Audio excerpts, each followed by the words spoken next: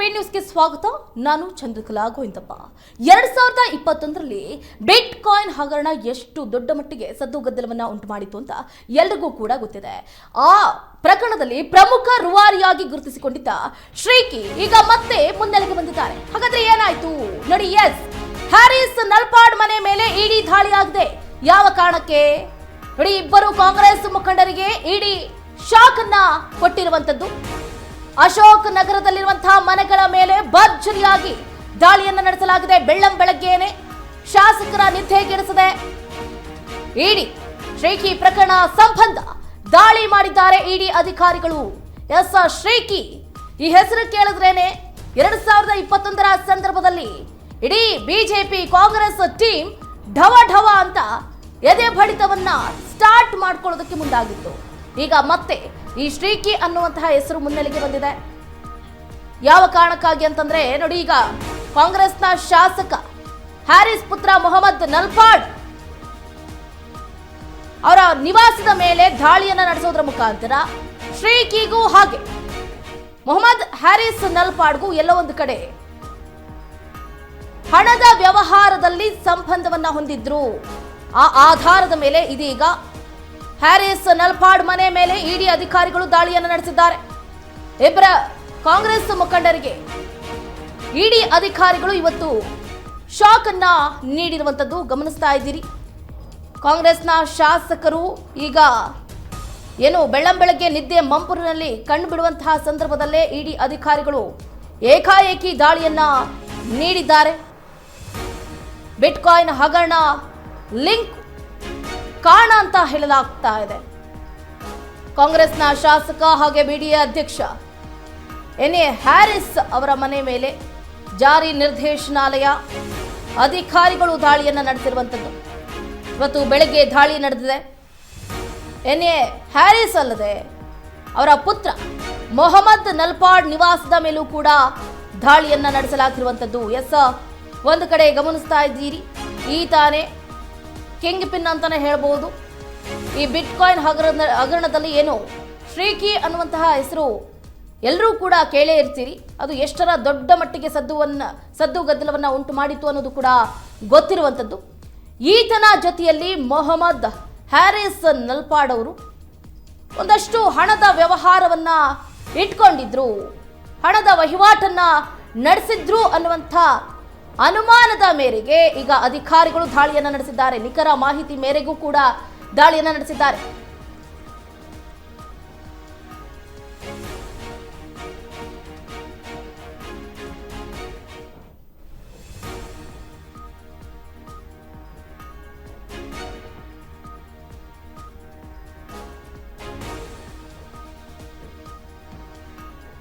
ಶ್ರೀಕಿ ಜೊತೆ ನಂಟು ಹೊಂದಿರುವ ಹಿನ್ನೆಲೆಯಲ್ಲಿ ಹ್ಯಾರಿಸ್ ಇಬ್ಬರ ಪುತ್ರರಿಗೂ ಕೂಡ ಶಾಕ್ ಅನ್ನ ನೀಡಿರುವಂತದ್ದು ಇಡಿ. ಬೆಂಗಳೂರು ಸೇರಿದಂತೆ 12 ಸ್ಥಳಗಳಲ್ಲಿ ಇಡಿ ಅಧಿಕಾರಿಗಳು ದಾಳಿಯನ್ನ ನಡೆಸಿದ್ದಾರೆ. ಹ್ಯಾರಿಸ್ ಮತ್ತು ನಲ್ಪಾಡ್ ಮನೆ ಮೇಲೆ ದಾಳಿ ನಡೆದಿರೋದು ಒಂದು ಕಡೆ ಆಶ್ಚರ್ಯವನ್ನ ಉಂಟು ಮಾಡ್ತಾ ಇದೆ. ಶಾಂತಿನಗರ ವಿಧಾನಸಭಾ ಕ್ಷೇತ್ರದಲ್ಲಿ ತಮ್ಮದೇ ಆದಂತಹ ವರ್ಚಸ್ಸನ್ನ ಮೂಡಿಸಿರುವಂತಹ ಹ್ಯಾರಿಸ್ ಅವರ ಮನೆ ಮೇಲೆ ದಾಳಿಯಾಗಿದೆ. ಮುಖ್ಯವಾಗಿ ನಲ್ಪಾಡ್ ಅವರು ಏನು ಶ್ರೀಕಿ ಅವರ ಜೊತೆಯಲ್ಲಿ ಈತ ಬಿಟ್ಕಾಯಿನ್ ಹಗರಣದಲ್ಲಿ ಏನು ತಳಕು ಹಾಕಿದ್ನಲ್ಲ, ಈತನ ಜೊತೆಯಲ್ಲಿ ಸಂಪರ್ಕವನ್ನ ಇಟ್ಕೊಂಡಿದ್ರು. ಆತನ ಜೊತೆ ಕೋಟಿ ಕೋಟಿ ವ್ಯವಹಾರದಲ್ಲಿ ಕೈ ಜೋಡಿಸಿದ್ದಾರೆ, ಅದರಲ್ಲಿ ಇವರು ಕೂಡ ಭಾಗಿಯಾಗಿದ್ದಾರೆ ಅನ್ನುವಂಥ ಮಾಹಿತಿ ಮೇರೆಗೆ ಮೊಹಮ್ಮದ್ ಹ್ಯಾರಿಸ್ ನಲ್ಪಾಡ್ ಹಾಗೆ ಅವರ ಅಣ್ಣನ ಮನೆ ಮೇಲೂ ಕೂಡ ದಾಳಿಯನ್ನ ನಡೆಸಲಾಗಿರುವಂಥದ್ದು. ಅಧಿಕಾರಿಗಳ ದಾಳಿ ಹಿಂದೆ ಬಿಟ್ಕಾಯಿನ್ ಹಗರಣದ ಲಿಂಕ್ ಕಾರಣ ಅಂತ ಹೇಳಲಾಗ್ತಾ ಇದೆ, ಅನುಮಾನವನ್ನ ವ್ಯಕ್ತಪಡಿಸಲಾಗ್ತಾ ಇದೆ. ಇದೀಗ ಅಧಿಕಾರಿಗಳು ಪರಿಶೀಲನೆಯನ್ನ ನಡೆಸ್ತಾ ಇದ್ದಾರೆ. ಕಾಂಗ್ರೆಸ್ನ ಶಾಸಕ ಹಾಗೆ ಬಿಡಿಎ ಅಧ್ಯಕ್ಷರಾಗಿರುವಂತಹ ಎನ್ಎ ಹ್ಯಾರಿಸ್ ನಿವಾಸದ ಮೇಲೆ ಜಾರಿ ನಿರ್ದೇಶನಾಲಯ ಇವತ್ತು ದಾಳಿಯನ್ನ ನಡೆಸಿರುವಂಥದ್ದು.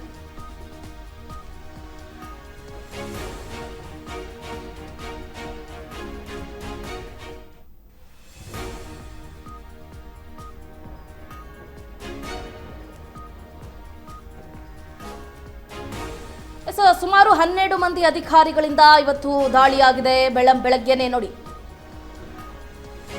ಕಣ್ಣು ಬಿಡೋ ಸಂದರ್ಭದಲ್ಲಿ ಇಡಿ ಅಧಿಕಾರಿಗಳು ತಟ್ಟಂತ ಎಂಟ್ರಿ ಕೊಟ್ಟಿದ್ದಾರೆ. 2024 ಜೂನ್ನಲ್ಲಿ ನಲಪಾಡ್ ವಿಚಾರಣೆಯನ್ನ ಸ್ಪೆಷಲ್ ಇನ್ವೆಸ್ಟಿಗೇಷನ್ ಟೀಮ್ ಅಂದ್ರೆ SIT ತನಿಖೆಯನ್ನ ಮಾಡಿತ್ತು. ಹ್ಯಾಕರ್ ಶ್ರೀಕಿ ಜೊತೆ 4.5 ಕೋಟಿ ವ್ಯವಹಾರ ಇಟ್ಕೊಂಡಿದ್ದಾರೆ ಅನ್ನುವಂಥ ಆರೋಪ ಕೇಳಿ ಬಂದಿದೆ. CRPF ಸಿಬ್ಬಂದಿ ಜೊತೆ ಇಡಿ ಅಧಿಕಾರಿಗಳು ರೇಡ್ ನಡೆಸಿರುವಂಥದ್ದು. CRPF ಸಿಬ್ಬಂದಿಗಳು ಕೂಡ ಇವತ್ತು ಬೆಳಗ್ಗೆ 6:30ಕ್ಕೆ ಹ್ಯಾರಿಸ್ ನಿವಾಸದ ಮೇಲೆ ದಾಳಿಯನ್ನ ಮಾಡಿರುವಂಥದ್ದು ಗಮನಿಸ್ತಾ ಇದ್ದೀರಿ. NA ಹ್ಯಾರಿಸ್, NA ಅಬ್ದುಲ್ಲಾ ಇವರ ನಿವಾಸದ ಮೇಲೆ ಇವತ್ತು ದಾಳಿಯನ್ನು ನಡೆಸೋದ್ರ ಮುಖಾಂತರ ಇಡೀ ಕಾಂಗ್ರೆಸ್ ಟೀಮ್ಗೆ ಒಂದು ಶಾಕ್ ಅನ್ನು ಕೊಟ್ಟಿದೆ.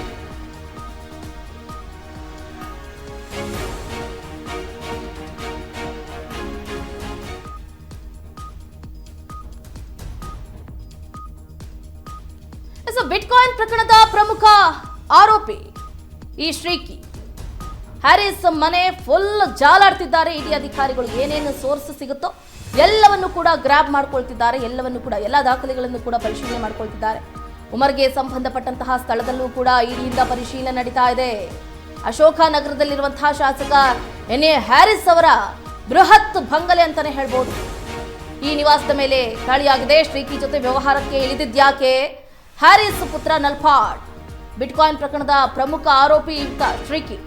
ಈತನ ಜೊತೆಯಲ್ಲಿ 4.5 ಕೋಟಿಯಷ್ಟು ವ್ಯವಹಾರ ವಹಿವಾಟನ್ನ ನಡೆಸಿದ್ದಾರೆ ಅನ್ನುವಂತಹ ಅನುಮಾನ ಇದೀಗ ವ್ಯಕ್ತ ಆಗ್ತಾ ಇರುವಂತದ್ದು. ಉಮರ್ಗೆ ಸಂಬಂಧಪಟ್ಟಂತಹ ಸ್ಥಳದಲ್ಲೂ ಕೂಡ ಇಡಿ ಪರಿಶೀಲನೆಯನ್ನ ಮಾಡ್ತಾ ಇದೆ. ಯಾರನ್ನ ನಂಬೋದಕ್ಕಾಗೋದಿಲ್ಲ. ಹಾಗಾಗಿ ಇಲ್ಲಿ ನಲಪಾಡ್ ಅತ್ತ ಉಮರ್ ಇಬ್ಬರ ನಿವಾಸದ ಮೇಲೂ ಕೂಡ ದಾಳಿಯಾಗಿದೆ. ಏನೇನು ಎವಿಡೆನ್ಸ್ ಸಿಗುತ್ತೋ ಎಲ್ಲವನ್ನೂ ಕೂಡ ಅಧಿಕಾರಿಗಳು ಈಗ ಜಾಲಾಡ್ತಿದ್ದಾರೆ. ಬೆಳಗ್ಗೆ 6:30ಕ್ಕೇನೆ 12 ಮಂದಿ ಅಧಿಕಾರಿಗಳಿಂದ ಮನೆಗೆ ಎಂಟ್ರಿಯನ್ನ ಕೊಡೋದ್ರ ಮುಖಾಂತರ ಶಾಕ್ ಕೊಟ್ಟಿದ್ದಾರೆ ಅಧಿಕಾರಿಗಳು.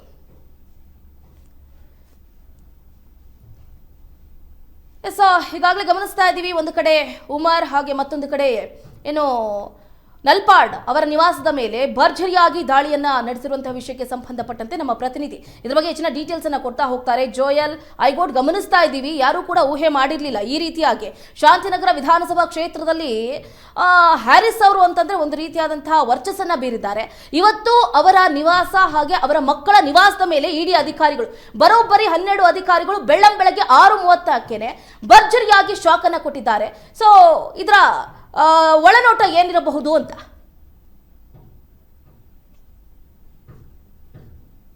ಚಂದ್ರಕಲಾ, ಇವತ್ತು ಕಾಂಗ್ರೆಸ್ ಶಾಸಕ BDA ಅಧ್ಯಕ್ಷರಿರುವಂತಹ NA ಹ್ಯಾರಿಸ್ ನಿವಾಸದ ಮೇಲೆ ಜಾರಿ ನಿರ್ದೇಶನಾಲಯ ಅಂದ್ರೆ ಇಡಿ ದಾಳಿಯನ್ನ ನಡೆಸಿದೆ.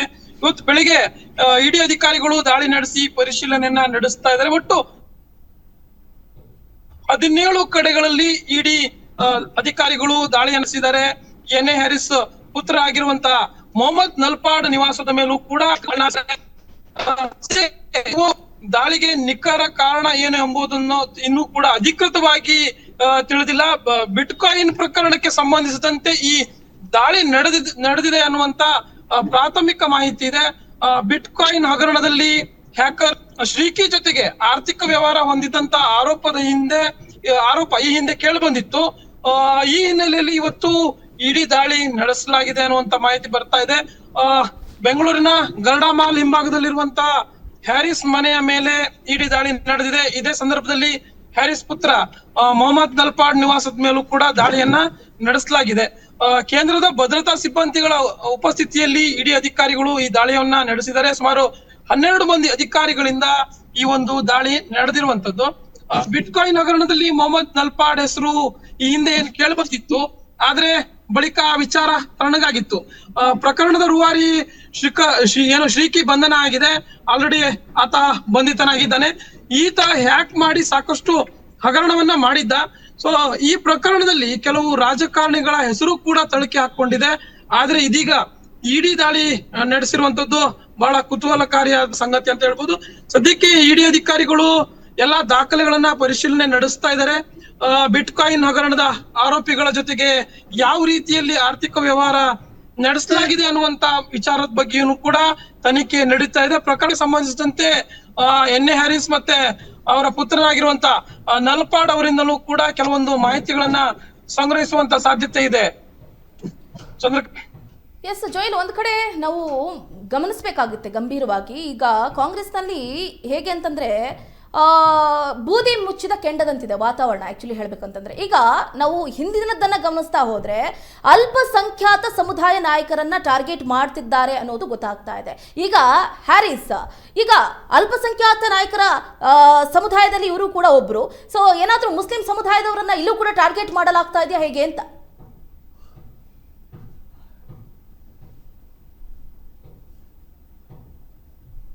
ಖಂಡಿತವಾಗ್ಲೂ ಚಂದ್ರಕಲಾ, ಏನೊಂದು ಇಂತಹ ಒಂದು ಅನುಮಾನ ಅಥವಾ ಇಂತಹ ಒಂದು ಆಶ್ಚರ್ಯಕರ ಪ್ರಶ್ನೆ ನಮ್ಮ ಮಧ್ಯೆ ಮೂಡೋದಂತೂ ಸತ್ಯ.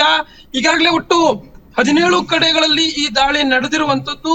ಇಡಿ ಅಧಿಕಾರಿಗಳು ಕೇವಲ ನಿವಾಸ ಮಾತ್ರ ಅಲ್ಲದೆ ಎನ್ ಎ ಹ್ಯಾರಿಸ್ ಕಚೇರಿಯ ಕಡತಗಳನ್ನು ಕೂಡ ಪರಿಶೀಲನೆಗೆ ಒಳಪಡಿಸುವಂತ ಸಾಧ್ಯತೆ ಇದೆ. ಇದೆಲ್ಲವನ್ನ ನೋಡಿದ್ರೆ ಬಿಜೆಪಿ ಸರ್ಕಾರದ ಅವಧಿಯಲ್ಲಿ ಬಿಟ್ಕಾಯಿನ್ ಪ್ರಕರಣ ಸದ್ದು ಮಾಡಿತ್ತು. ಕೆಲವು ಬಿಜೆಪಿ ನಾಯಕರ ಹೆಸರು ಕೂಡ ತಳಕೆ ಹಾಕೊಂಡಿತ್ತು. ಆದ್ರೆ ಕಾಂಗ್ರೆಸ್ ಈ ಪ್ರಕರಣವನ್ನ ರಾಜಕೀಯ ಅಸ್ತ್ರವಾಗಿ ಬಳಕೆ ಮಾಡಿಕೊಂಡಿತ್ತು. ಹೀಗಾಗಿ ಈ ಒಂದು ಪ್ರಕರಣವನ್ನ ಸದ್ಯದ ಪರಿಸ್ಥಿತಿಗೆ ನಾವು ಗಮನಿಸಿ ನೋಡೋದಾದ್ರೆ, ತಾಳೆ ಹಾಕಿ ನೋಡೋದಾದ್ರೆ, ಎಲ್ಲೊಂದ್ ಕಡೆ ಇತ್ತೀಚೆಗೆ ಅಲ್ಪಸಂಖ್ಯಾತ ನಾಯಕರುಗಳ ತಲೆದಂಡ ಆಗ್ತಾ ಇರುವಂತದ್ದು, ಅವರ ಮೇಲೆ ಒಂದಷ್ಟು ಏನು ಕಾಂಗ್ರೆಸ್ ಹೈಕಮಾಂಡ್ ಆಕ್ಷನ್ ಅನ್ನ ತೆಗೆದುಕೊಳ್ತಾ ಇರುವಂತದ್ದು ನಾವು ಗಮನಿಸ್ತಾ ಇದೀವಿ. ಸೊ ಇಲ್ಲಿ ಈ ಪ್ರಕರಣ ನಿಜಕ್ಕೂ ಕೂಡ ಕಾಂಗ್ರೆಸ್ ಪಕ್ಷಕ್ಕೇನೆ ಒಂಥರ ಡ್ಯಾಮೇಜಿಂಗ್ ಅಂತಾನೆ ಹೇಳ್ಬೋದು. ಈ ವಿಚಾರವಾಗಿ ನಮಗೆ ಅನಿಸೋ ಮಟ್ಟಿಗೆ ಆಂತರಿಕವಾಗಿ ಈ ರೀತಿಯಾಗಿ ಯಾವುದೇ ಒಂದು ಅಂದ್ರೆ ಪೂರ್ವ ನಿಯೋಜಿತವಾಗಿ ಈ ರೀತಿ ಮಾಡಿರೋದು ಸಂದೇಹ ಅಂತಾನೆ ಅನಿಸುತ್ತೆ. ಯಾಕೆಂತಂದ್ರೆ ಬಟ್ ಇಲ್ಲಿ ಒಂಥರ ಕಾಕತಾಳಿ ಅಂತ ಅಂತೂ ಖಂಡಿತವಾಗ್ಲೂ ಹೇಳ್ಬೋದು. ಯಾಕೆಂತಂದ್ರೆ ಈಗ ಏನು ಇತ್ತೀಚೆಗೆ ಅಲ್ಪಸಂಖ್ಯಾತ ನಾಯಕರುಗಳು ಸಾಕಷ್ಟು ಅಂದ್ರೆ ಬ್ಯಾಕ್ ಟು ಬ್ಯಾಕ್ ಟಾರ್ಗೆಟ್ ಆಗ್ತಾ ಇರುವಂತದ್ದು, ಹಾಗೆ ಇದೀಗ ಒಂದು ಕಾನೂನು ಸಂಕಷ್ಟಕ್ಕೆ ಸಿಲುಕಿಕೊಂಡಿರುವಂತದ್ದು. ಎಲ್ಲೊಂದ್ ಕಡೆ ಇಡಿ ರೇಡ್ ಆಗಿದೆ, ಈ ಸಾಕಷ್ಟು ಪರಿಶೀಲನೆ ನಡೀತಾ ಇದೆ, ನಿರಂತರವಾಗಿ ದಾಖಲೆಗಳ ಪರಿಶೀಲನೆಯನ್ನ ಅಧಿಕಾರಿಗಳು ನಡೆಸ್ತಾ ಇದ್ದಾರೆ. ಹೀಗಾಗಿ ಇನ್ನೊಬ್ಬ ನಾಯಕನಿಗೆ, ಅಲ್ಪಸಂಖ್ಯಾತ ನಾಯಕನಿಗೆ ಇದೀಗ ಸಂಕಷ್ಟ ಎದುರಾಗಿರುವಂತದ್ದು. ಎಲ್ಲೋ ಒಂದ್ ಕಡೆ ಈ ರೀತಿಯಾದಂತ ಅನುಮಾನ ಅಂತೂ ಸೃಷ್ಟಿ ಆಗೋದು ಸತ್ಯ. ಆದ್ರೆ ಈ ಒಂದು ವಿಚಾರವನ್ನ ಗಮನಿಸುವುದಾದ್ರೆ ನೇರವಾಗಿ ಇದು ಕೇಂದ್ರದ ಇಡಿ ಏನೋ ಸಂಸ್ಥೆ ಈ ಒಂದು ರೇಡ್ ಅನ್ನ ಮಾಡಿರೋದ್ರಿಂದ ಕಾಂಗ್ರೆಸ್ ಪಕ್ಷ ಆಗಿರ್ಬೋದು ಅಥವಾ ಆ ಪಕ್ಷಗಳು ನೇರವಾಗಿ ಇದನ್ನ ಕೇಂದ್ರ ಸರ್ಕಾರದತ್ತ ಬೊಟ್ಟು ಮಾಡಿ ತೋರಿಸುವಂತ ಪ್ರಯತ್ನ ಖಂಡಿತವಾಗ್ಲೂ ಆಗುತ್ತೆ. ಯಾಕೆ ಅಂತಂದ್ರೆ ಈಗ ನಾವು ಹಿಂದೆ ಕೂಡ ಸಾಕಷ್ಟು ಬಾರಿ ಸಂಸ್ಥೆಗಳನ್ನ ಯಾವ ರೀತಿಯಾಗಿ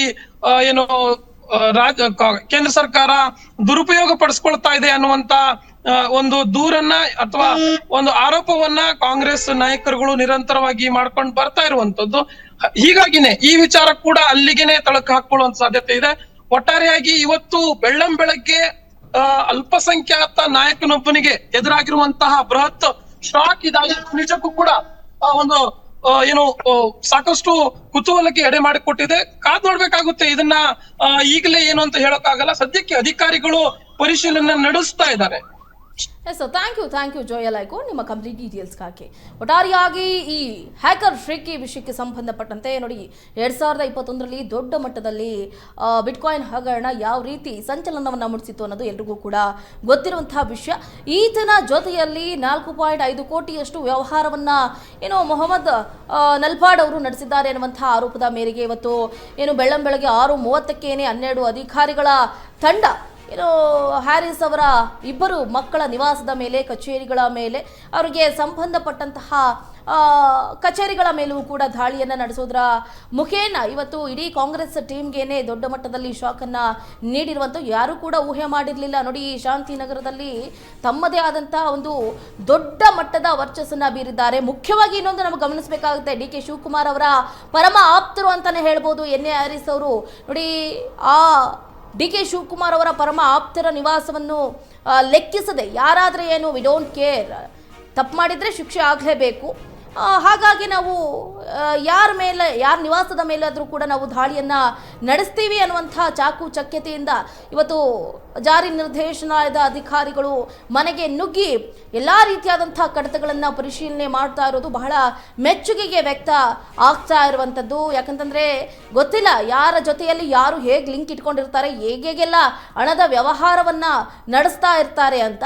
ಸೊ ಅದೆಲ್ಲವನ್ನು ಕೂಡ ಅದರ ಜಾಲವನ್ನು ಕಂಡು ಹಿಡಿಯೋದಕ್ಕೆ ನೋಡಿ, ಯಾವುದೇ ಮಾಹಿತಿ ಇಲ್ಲದೆ ಇಡೀ ಅಧಿಕಾರಿಗಳು ಮನೆಗೆ ನುಗ್ಗೋದಕ್ಕೆ ಸಾಧ್ಯನೇ ಇಲ್ಲ. ಅವರಿಗೆ ಎಲ್ಲ ರೀತಿಯಾದಂಥ ಸೋರ್ಸ್ಗಳನ್ನು ಕಲೆಕ್ಟ್ ಮಾಡಿಕೊಂಡೇ ಅವರು ಅಖಾಡಕ್ಕೆ ಇಳಿಯೋದು. ಸೊ ಹಾಗಾಗಿ ಎಲ್ಲೋ ಒಂದು ಕಡೆ ಎನ್.ಎ. ಹ್ಯಾರಿಸ್ಗೂ ಮತ್ತೆ ಶ್ರೀಕಿ ಅವ್ರಿಗೂ ಕೂಡ ಎಲ್ಲೋ ಒಂದು ಕಡೆ ಸಂಬಂಧ ಇದೆ. ಹಾಗೆ ಹಣದ ವ್ಯವಹಾರದಲ್ಲಿ ದೊಡ್ಡ ಮಟ್ಟದಲ್ಲೇ ವಹಿವಾಟನ್ನು ನಡೆಸಿದ್ದಾರೆ ಅನ್ನುವಂಥ ಅನುಮಾನದ ಮೇರೆಗೆ ಇವತ್ತು ಅಧಿಕಾರಿಗಳು ದಾಳಿಯನ್ನು ನಡೆಸಿರುವಂಥದ್ದು. ಈ ವಿಷಯಕ್ಕೆ ಸಂಬಂಧಪಟ್ಟಂತೆ ಕಾಂಗ್ರೆಸ್ ಪಾಳ್ಯದಲ್ಲಿ ಒಂದು ರೀತಿಯಾದಂತಹ ತಲೆ ತಗ್ಗಿಸುವ ವಾತಾವರಣ ನಿರ್ಮಾಣ ಆಗಿದೆ. ಯಾಕಂತಂದ್ರೆ ಬ್ಯಾಕ್ ಟು ಬ್ಯಾಕ್ ಅಲ್ಪಸಂಖ್ಯಾತ ಸಮುದಾಯದ ನಾಯಕರ ಮೇಲೇನೆ ಈ ರೀತಿಯಾದಂತಹ ಟಾರ್ಗೆಟ್ ಆಗ್ತಾ ಇರುವುದು ಯಾವ ರೀತಿ ಅವರು ಡೈಜೆಸ್ಟ್ ಮಾಡ್ಕೊಳ್ತಾರೆ ನೋಡಿ. ಒಂದು ಕಡೆ ಸಿದ್ದರಾಮಯ್ಯನವರ ಬಣ ಅಂತಾರೆ, ಮತ್ತೊಂದು ಕಡೆ ಡಿ.ಕೆ. ಶಿವಕುಮಾರ್ ಅವರ ಬಣ ಅಂತಾರೆ.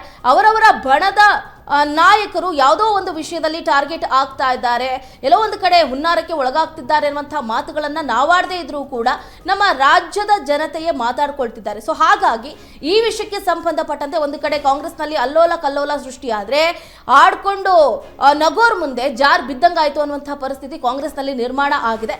ಇದನ್ನ ಯಾವ ರೀತಿ ಬಿಜೆಪಿಯ ನಾಯಕರು ಅಂದ್ರೆ ಭಾರತೀಯ ಜನತಾ ಪಾರ್ಟಿಯ ನಾಯಕರು ಎನ್ಕ್ಯಾಶ್ ಮಾಡ್ಕೊಳ್ತಾರೆ, ಕಾಂಗ್ರೆಸ್ನ ಈಗ ಆಗ್ತಾ ಇರುವಂಥ ಕಾಂಗ್ರೆಸ್ನ ಒಳಗೆ ಆಗ್ತಾ ಇರುವಂತಹ ಒಳಬೇಗುದಿ ಆಗಿರ್ಬೋದು, ಅಥವಾ ಒಬ್ಬರನ್ನ ಕಂಡ್ರೆ ಒಬ್ಬರಿಗೆ ಆಗ್ತಾ ಇಲ್ಲ ಅನ್ನೋದನ್ನ ಕಂಡು ಈಗ ಬಿಜೆಪಿ ನಾಯಕರು ಈ ವಿಷಯಕ್ಕೆ ಸಂಬಂಧಪಟ್ಟಂತೆ ಏನ್ ರಿಯಾಕ್ಟ್ ಮಾಡ್ತಾರೆ ಅನ್ನೋದೇ ಒಂದು ಕಡೆ ಕುತೂಹಲಕಾರಿ ಪ್ರಶ್ನೆ ಮೂಡ್ತಾ ಇರುವಂಥದ್ದು. ಸೊ ಈ ವಿಷಯಕ್ಕೆ ಸಂಬಂಧಪಟ್ಟಂತೆ ಹ್ಯಾರಿಸ್ ಅವರಾಗಿರ್ಬೋದು, ನಲ್ಪಾಡ ಅವರಾಗಿರ್ಬೋದು, ಅವರ ಪುತ್ರ ಎರಡನೇ ಪುತ್ರ ಆಗಿರ್ಬೋದು, ಯಾವ ರೀತಿ ರಿಯಾಕ್ಟ್ ಮಾಡ್ತಾರೆ ಏನು ಅನ್ನೋದನ್ನ ಕಾದಷ್ಟೇ ನೋಡಬೇಕಾಗಿದೆ.